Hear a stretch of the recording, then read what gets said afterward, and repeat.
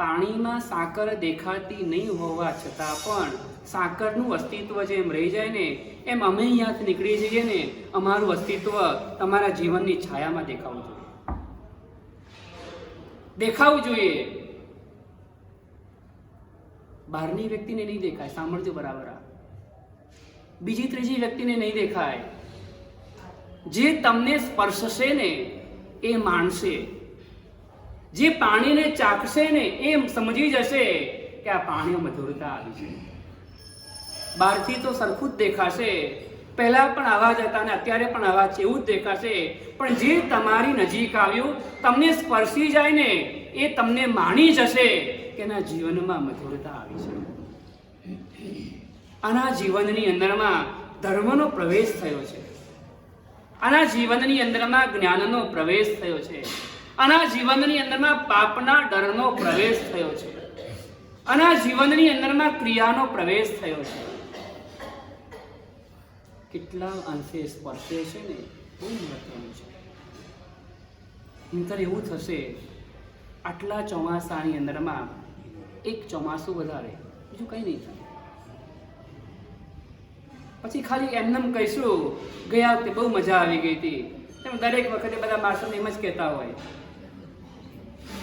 એવું જ કહેતા હોય ને. ચોમાસું પૂરું થાય, માસા બહુ મજા આવી ગઈ, બહુ સરસ થઈ ગયું, સાતામાં રહેજો, એવું જ કહેતા હોઈએ ને આપણે. એવું ના થવું જોઈએ, એવું ના થવું જોઈએ. મને ખબર છે કે આની અંદરમાં થોડાક જ જીવો એવા રહેવા, થોડાક જ. બધા એવા છે જ નહીં અને બધા એવા હોય કે અમને ખબર જ હોય, પણ બધામાં કેટલા થોડાક જે છે ને એ કયા છે ખબર નથી ને, એટલે બધાને કહીએ છીએ અમે. ભરતભાઈ, આ બધાને જ કહી દઈએ છીએ અમે કે તમે સ્પર્શી જજો. તમને જે ગમ્યું હોય, તમને એક વાક્ય પણ ગમ્યું ને, સ્પર્શીને રહેજો, સ્પર્શીને રહેજો, સ્પર્શીને. નહીં તો એવું ના થઈ જાય, એવું ના થઈ જાય. વરસાદ વરસી જાય અને છતાં પણ કોરા રહી જઈએ આપણે.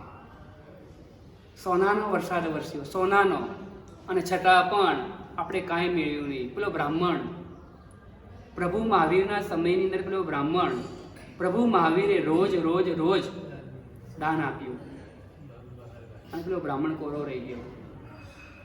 બ્રાહ્મણ કોરો રહી ગયો, પણ બ્રાહ્મણ ભાગ્યશાળી તો હતો જ. બ્રાહ્મણ ભલે કોરો રહી ગયો, પણ ભાગ્યશાળી નીકળ્યો ખરો કે પ્રભુ નીકળી ગયા પછી પણ એ પ્રભુને મળ્યો, પછી મળે પ્રભુને.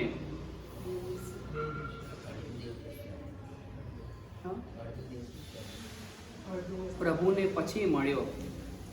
પછી મળશો કે નહીં એની ખબર નથી. અત્યારે દાન લઈ લો અત્યારના. પછી મળશો કે નહીં એની પણ ખબર નથી, અને મળશો તો મળશે કે નહીં એની પણ ખબર નથી.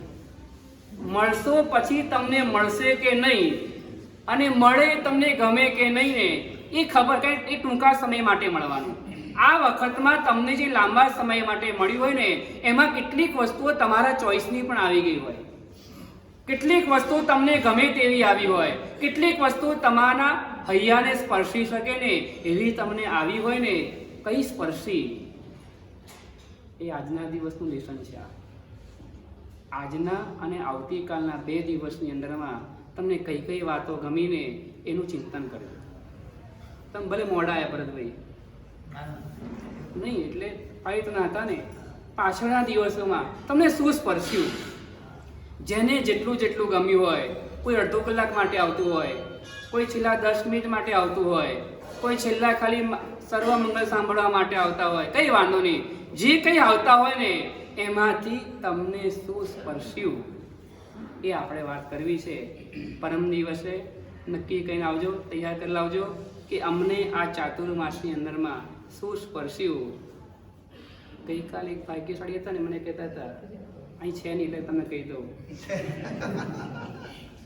મને કે આ વખતે બધા બહુ અનુષ્ઠાનો થયા એમ. મેં કીધું કે હા થયા. પછી મને કે તમારે દર ચોમાસામાં આવી રીતના હોય? મને પૂછ્યું એમને. મેં કીધું હા લગભગ આવી રીતના હોય. પછી એને આગળ ત્રીજો પ્રશ્ન પૂછ્યો, આટલા બધા જમણવાર પણ હોય ત્યાં આગળ? મેં કીધું હા એ પણ હોય. મેં કીધું તમને આ સ્પર્શ્યું, અનુષ્ઠાન સ્પર્શ્યા, કોઈને જમણવાર સ્પર્શ્યું, કોઈને સ્ટેજ સ્પર્શ્યો હોય, જે સ્પર્શ્યું ને બસ એ હૃદયથી કોઈ સારું લગાડવા માટેની કોઈ વાત જ નહીં કરવાની, કોઈ સારું લગાડવામાં કે સારું બોલવા માટે કે સારું દેખાડવા માટે વાત નહીં, બસ મારા હૈયાને શું સ્પર્શ્યું એવું સ્પર્શવું જોઈએ, એ છૂટવું ના જોઈએ. એ સ્પર્શ્યું કહેવાય. છૂટી જાય તો સ્પર્શ્યું ના કહેવાય, છૂટી જાય તો સ્પર્શ્યું ના કહેવાય. પથ્થર પાણીમાં પડ્યો ને પાણી સ્પર્શે છે ખરું પથ્થરને, પણ પથ્થર બહાર નીકળ્યા પછી હવા લાગે સુકાઈ જાય છે, એવું સ્પર્શ્યું ના કહેવાય. સ્પર્શ્યું તો એને કહેવાય જે અંદર ભળી ગયું હોય, અંદરમાં આવડી ગયું હોય ને. તો બસ આ થોડાક દિવસોની અંદરમાં જે કંઈ તમને સ્પર્શ્યું હોય, થોડાક કલાકોની અંદરમાં જે કંઈ સ્પર્શ્યું હોય, એ 2 દિવસની તૈયારી કરી અને પરમ દિવસે ચોમાસી 14, બરાબર ને? હજુ વાર છે, હજુ 2 દિવસ છે, કંઈ વાંધો નહીં. પરમ દિવસે 14 જલ્દી નહીં લાવતા, કઈ વાંધો. 12 તો ભેગા છે, માનવું જ પડશે. એ તો 12 સિકદર પડતે ભેગા છે. તો પરમ દિવસે 12 જે દિવસ છે એ દિવસ અને 14ના દિવસે થોડાક જેને બોલવું હોય થોડી તૈયારી કરી લાવજો. થોડીક વાર વ્યાખ્યાન હશે, થોડીક વાર પાછળના ટાઈમમાં તમને બોલવા માટેનો ટાઈમ તમને આપવામાં આવશે. તો જેને જે સ્પર્શી હોય એ બોલવાની ભાવના રાખજો. આગળ વ્રતો કેવા પ્રકારના છે, કેવી રીતનું અગ્રે અધિકાર વર્તવાનું.